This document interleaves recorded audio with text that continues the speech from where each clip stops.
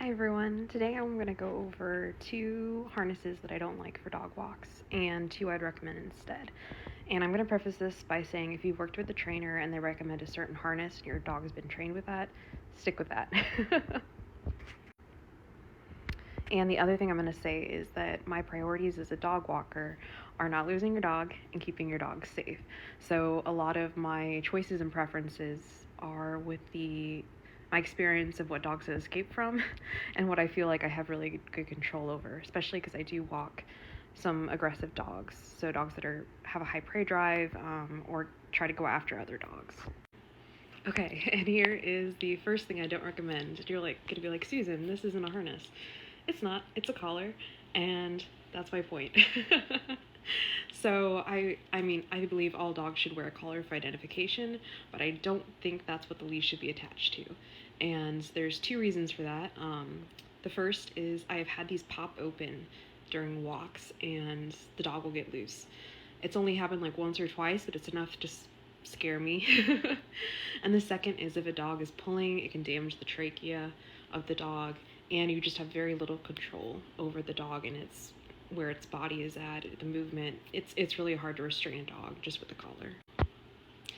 Now here's a harness I see a lot, and it's very popular because it looks comfy, right? It looks like there's padding on the top.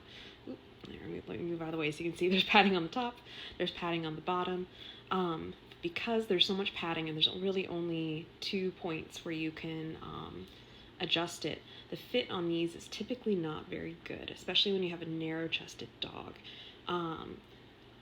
I've had 2 dogs slip out of these on walks. It's been cartoonish. It's like that you turn around and there's just a harness on a leash. Thankfully, I caught both dogs and, we got them safe. It's very hard to get a good fit on this harness. I've had a lot of dogs wiggle out of them. They'll be fitted too loose, and you can't really control what they're doing, so I just don't recommend this style harness. Now this is I want to say my second favorite harness, and this is the one I would recommend. And here, let me move my little head down so you can see. It is padded on the top, so if you do like that, and it does have a handle on top too. So if you do want some padding for your dog, you don't want just all the straps. The reason I like this is because there's 3 straps. As you can see, there's one around the front of the chest, there's one around the widest point of the chest, and there's one back here.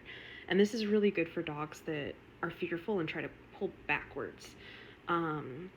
So they can't back out of the harness because of this strap right here.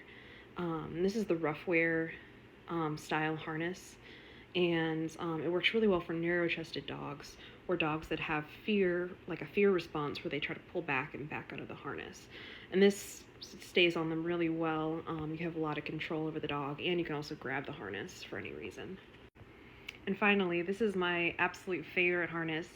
It is the 2 Hounds Design Freedom No Pull dog harness. I will say it is tricky to fit. So you might have to go into the pet store and have someone help you fit it to your dog. But once you get it fit, it is absolutely wonderful because it's a 2-point harness. So you have a hook on the back and you have a hook on the front. And the hook on the back is to a martingale closure. So it's really, really good for really any kind of dog, especially if your dog pulls a lot. Or you have aggression issues or prey drive, and you really want to have a good handle, because if they're pulling and that front clip is on, it actually turns them around. But you also have a lot of control over the dog, and I haven't had any dogs back out of this either.